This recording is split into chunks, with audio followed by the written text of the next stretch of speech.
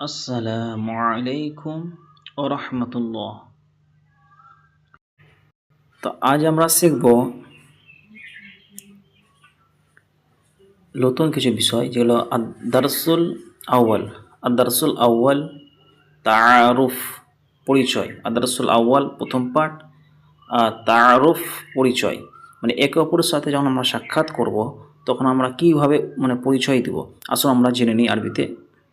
প্রথমে সালাম দিব, আসসালামু আলাইকুম।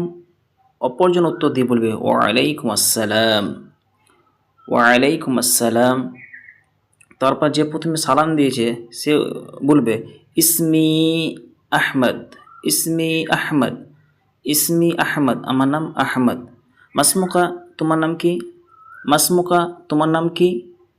তখন সে উত্তর দিয়ে বলবে কি ইসমি মোহাম্মদ, বাবার যা নাম থাকবে সে তা বলবে।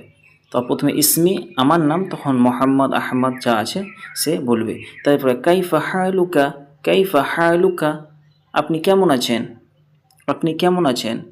তখন বলবে বি খৈর আলহামদুলিল্লাহ, বি খৈর আলহামদুলিল্লাহ। তো আনতা, তারপর বলছে আপনি কেমন আছেন? তখন ও আনতা, আপনি কেমন আছেন?